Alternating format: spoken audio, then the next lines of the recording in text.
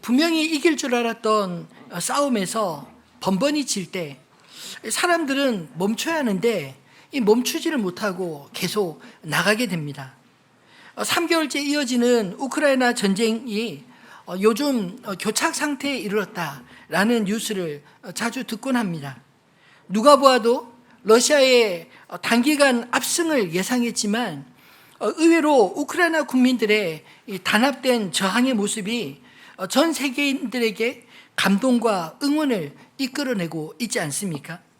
예상치 못한 고전을 하는 러시아 입장에서는 어쩌면 이제 전쟁을 그만두고 싶어도 두지 못하고 더 확대하기도 어려워서 현재 빼앗은 땅으로 만족하고 굳히기에 들어간 모양이지만 우크라이나의 반격과 국제사회의 비난이 어쩌면 얻은 것보다 이런 것이 더 많은 쪽이 되지 않았을까요? 저는 우크라이나 전쟁을 보면서 모든 전쟁은 정말 비극적이다라는 생각을 갖게 되었습니다.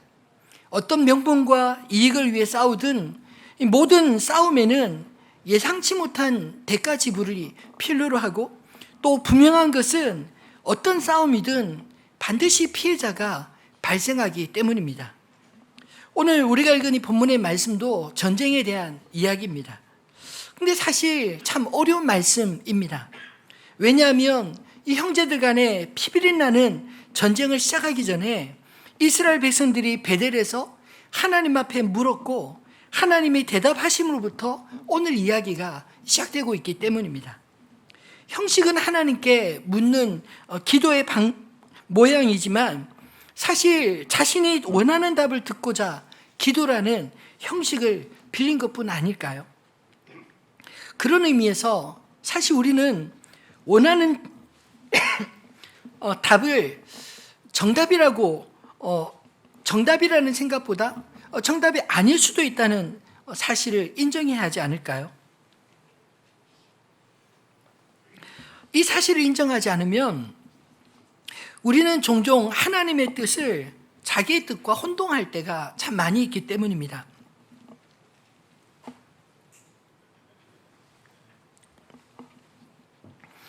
이스라엘이 하나님께 구한 것, 그들이 듣고 싶은 답이 정답이 아니었다는 사실, 우리는 성경을 읽으면서 이해할 수 있지 않나요?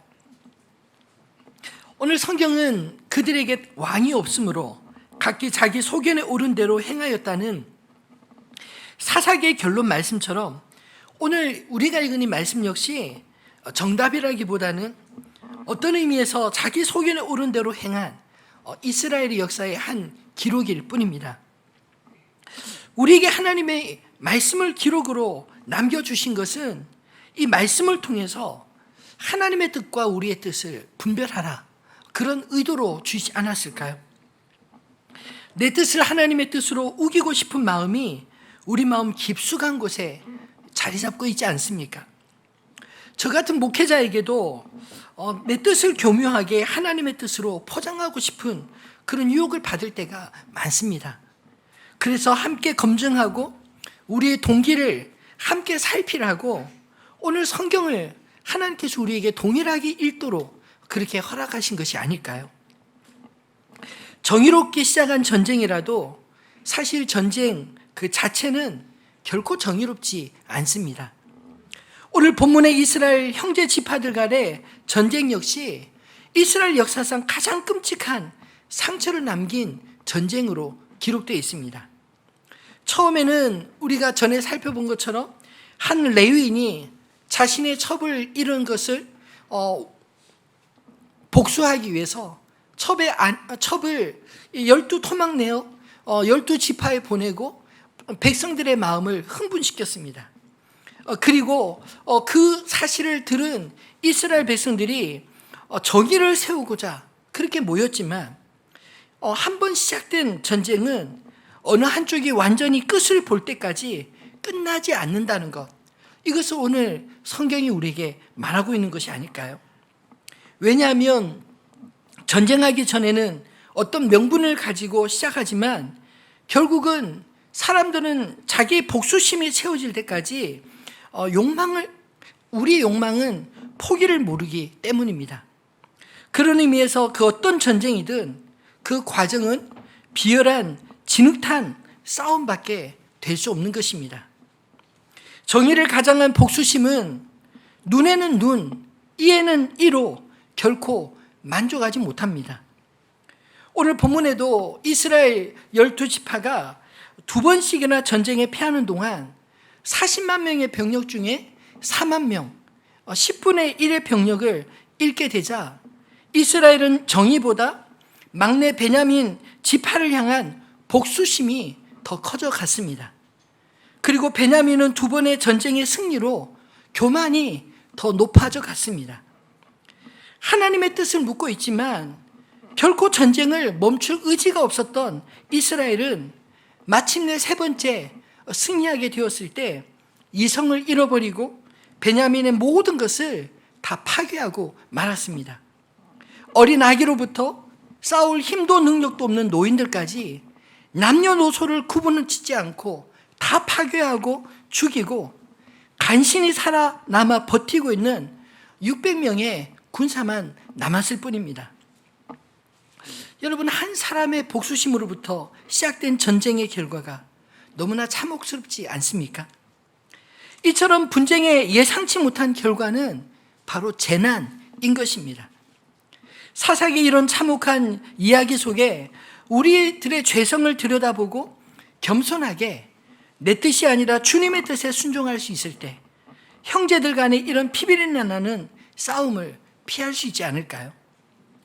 사실 오늘 이 말씀은 오늘 우리들의 모습 속에서도 분명하게 살펴볼 수 있다고 생각합니다. 교회 안에서도 크고 작든 형제들 간에 일어나는 분쟁의 원인 무엇입니까? 다들 자기가 옳다고 생각하는 그런 사람들 사이에 분쟁이 일어나고 있지 않나요? 사사기서는 우리들에게 분명히 이렇게 말씀하고 있습니다. 형제들 간의 분쟁은 결국 우리가 예상치 못한 그런 재난을 만들어낸다라고 말이죠. 누가 옳으냐가 중요하면 결국 누군가는 틀리고 문제가 있다는 말 아닌가요? 그러나 성경은 분명히 우리에게 말씀하고 있습니다. 의인은 없나니 하나도 없다고요. 오늘 사사기의 마지막 말씀은 우리에게 형제가 사랑하지 않고 분쟁을 일삼게 될 때 그 결과가 어떠할지 미리 보여주는 말씀 아닐까요?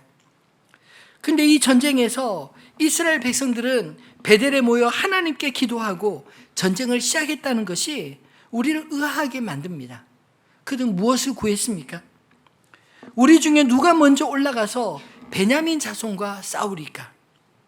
전쟁은 자신들이 이미 다 정해놓고 선봉에 설 지파만을 묻는 이스라엘에 대해서 하나님은 유다를 먼저 지목하여 유다가 먼저 갈지니라 말씀하고 있습니다. 여기에 질문이 생깁니다. 하나님은 이스라엘 백성들의 기도에 어떻게 응답하셨을까요? 뒤에 나오는 27절로 28절 말씀을 통해 볼 수 있듯이 아론의 손자 엘르아살의 아들 비느하스를 통해 하나님의 응답을 들었습니다. 27절, 28절 말씀을 한번 같이 읽어볼까요? 이스라엘 자손이 여호와께 물으니라. 그때에는 하나님의 언약궤가 거기 있고 아론의 손자 엘르아살의 아들 비느하스가 그 앞에 모시고 섰더라. 이스라엘 자손들이 여쭈기를 우리가 다시 나아가 내 형제 베냐민 자손과 싸우리까 말리까 하니 여호와께서 이르시되 올라가라. 내일은 내가 그를 내 손에 넘겨주리라 하시는지라. 이 비느하스가 어디서 많이 들어본 이름 아닌가요? 우리가 이미 민수기서에 모세와 함께 광야를 거쳐온 아론의 손자 그 시대의 대제사장이었던 비느하스의 이야기를 처음 듣게 됩니다. 그리고 여호수아 때 이 비느하스가 이스라엘 백성들을 대표로 하는 대제사장이 되었습니다. 오늘 이 본문의 말씀이 비느하스가 제사장으로 있었을 때인 것을 보면 오늘 이 본문의 말씀 역시 사사기의 마지막 끝부분이 아니라 사사기의 처음 부분의 이야기를 다루고 있는 것을 보게 됩니다. 이스라엘 전쟁에 대해 하나님께 물을 때 그들의 중보자였던 제사장이 하나님께로부터 응답을 받아 전하는 방식으로 하나님의 말씀을 들은 것입니다.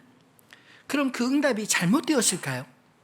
성경에 분명히 여호와께서 말씀하시되 이렇게 기록한 것을 보면 분명히 하나님께서 이스라엘 회중의 기도, 전쟁에서 누가 먼저 가야 하는지에 대해서 대답을 주셨다고 볼 수 있습니다. 그렇다면 또 다른 질문이 생기지 않나요? 이런 재난의 한가운데서 왜 하나님은 형제들의 전쟁을 말리지 않으셨을까요? 이 전쟁이 어느 한편의 의로움을 증명한 것이 아니라 어쩌면 분쟁의 당사자 모두를 책망하시는 하나님의 심판 아니었을까요? 스스로 멈추고자 하는 의지가 없는 기도, 결국 하나님의 이름으로 자기의 뜻을 구하게 된 것 아닐까요? 하나님은 오늘 본문에 그저 들러리로 쓰는 것입니다. 오늘 본문을 자세히 살펴보면 이스라엘은 베냐민과의 전쟁을 해야 하는지 말아야 하는지 하나님께 물은 것이 아니라 베냐민과의 전쟁을 이미 다 정해놓은 상태에서 그 전쟁의 시작을 누가 먼저 해야 되는지 물었습니다. 그리고 한 번 지고 난 이후에 물을 때에도 그들은 전쟁을 멈추고 싶은 마음이 없었습니다. 단지 하나님으로부터 확인만 받고 싶었던 것입니다. 22절이 바로 그 증거입니다.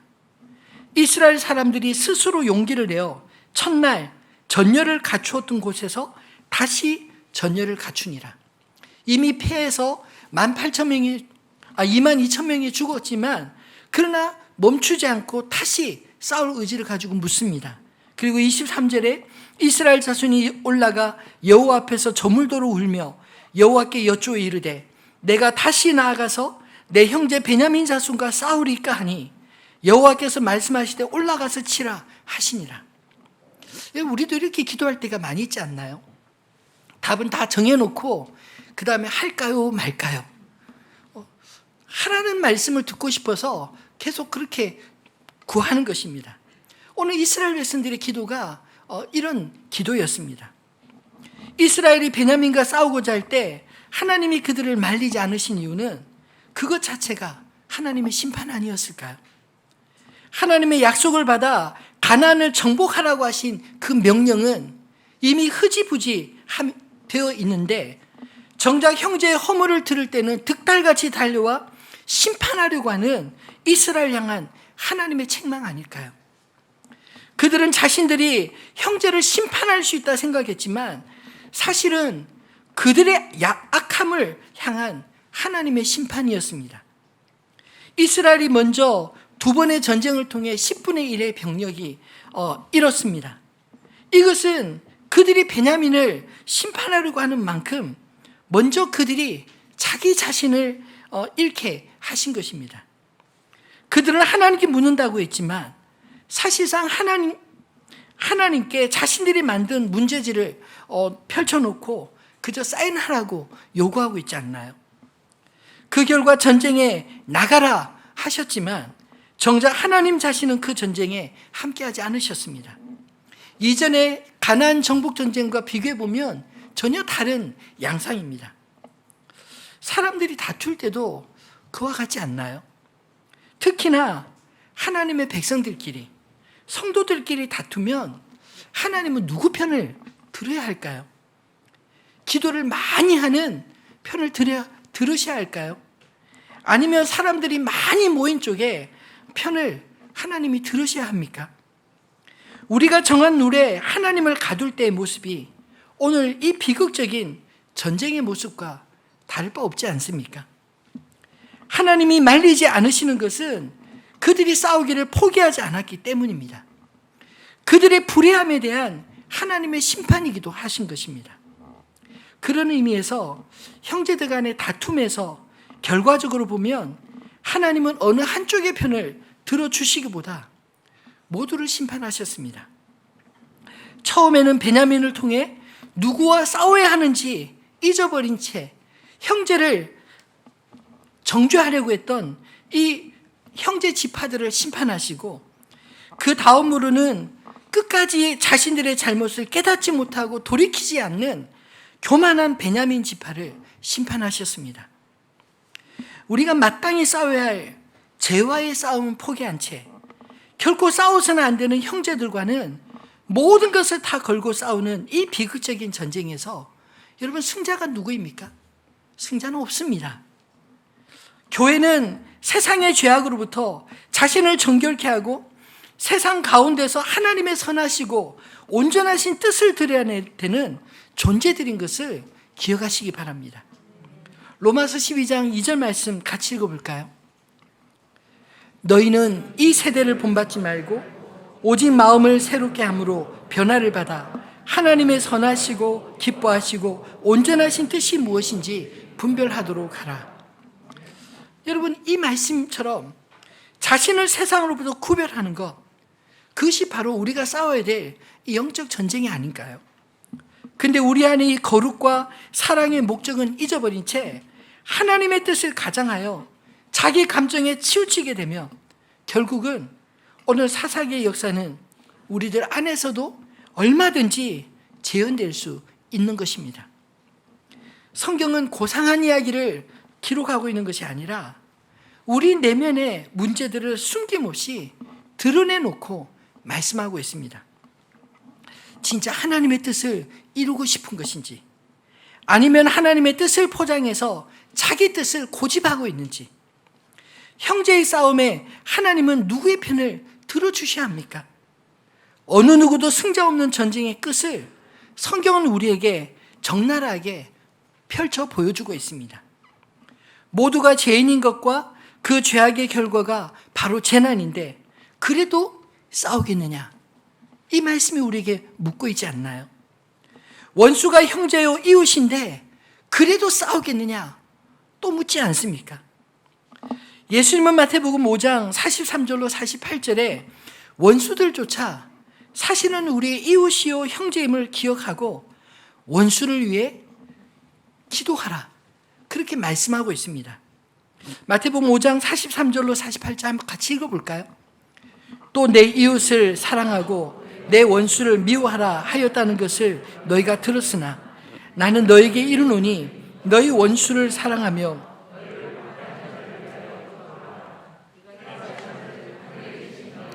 아버지의 아들이 되리니 이는 하나님이 그 해를 악인과 선인에게 비추시며 비를 의로운 자와 불의한 자에게 내려주심이라. 너희가 너희를 사랑하는 자를 사랑하면 무슨 상이 있으리요? 세리도 이같이 아니하느냐? 또 너희가 너희 형제에게만 무난하면 남보다 더하는 것이 무엇이냐? 이방인들도 이같이 아니하느냐? 그러므로 하늘에 계신 너희 아버지의 온전하심과 같이 너희도 온전하라. 아멘. 여러분, 성도의 온전함은 원수를 갚는 데서 나오는 것이 아니라 원수조차도 형제로 여기고 기도하는 그 마음에서부터 시작되는 것을 기억하시기 바랍니다. 여러분, 물론 악한 사람이 해칠 목적으로 공격해 오는데도 무방비 상태로 그러면 해를 입으라는 말일까요? 그렇지 않습니다. 근데 사실 오늘 본문을 자세히 보면 이 본문의 비극은 싸우고자 하는 과정에서 브레이크 없이 서로 충돌하는 그 모습을 우리에게 보여주고 있지 않나요? 누가 더 의로우냐? 누가 더 힘이 세냐? 누가 더 명분이 있느냐? 하는 문제들 뒤에 있는 분노와 복수심에 대해 성경은 말씀하고 있는 것입니다. 우리 인간의 이 끔찍한 죄악을 성경은 최초의 인간 아담의 두 아들 가인과 아벨에서부터 이런 슬픔이 시작되었다고 말하고 있습니다. 이 인간의 잠재되어 있는 폭력성은 하나님을 떠난 인간에게서 나오는 죄성이라는 것입니다. 아벨의 제사는 받으시고 자신의 제사는 받지 않으시는 것을 보고 동생 아벨을 향한 질투심에 눈이 먼 가인을 아시고 하나님은 그에게 먼저 이렇게 말씀하셨습니다. 창세기 4장 7절에 보면 내가 선을 행하면 어찌 낫을 들지 못하겠느냐? 선을 행하지 아니하면 죄가 문에 엎드러져 있느니라. 죄가 너를 원하나 너는 죄를 다스릴지니라. 여러분, 죄는 나쁜 것을 자꾸만 생각하고 묵상하는 그런 특성을 가졌습니다. 나쁜 것이 마음에 가득하면 어디에서부터 표가 날까요? 얼굴에서부터 표가 납니다. 우리의 얼굴이 우리 마음을 보여주는 바로미터인 것을 여러분 아시나요? 왠지 누군가 감정이 좀 껄끄러우면 그 사람을 보는 눈이, 그 사람을 향한 우리 얼굴빛이 바뀌지 않나요? 눈치를 안 채려고, 눈치채지 않게 하려고 해도 이상하게 피할 수가 없어요. 마음이 그렇게 그냥 적나라하게 보이는 것입니다. 여러분, 우리는 하나님을 바라보는 사람들 아닌가요? 하나님께로부터 받은 은혜가 우리 가운데 충만하면 그 하나님께로 받은 은혜의 빛을 우리 얼굴에 담아 우리 이웃들에게, 우리 가족들에게 그렇게 비춰야 되지 않겠습니까?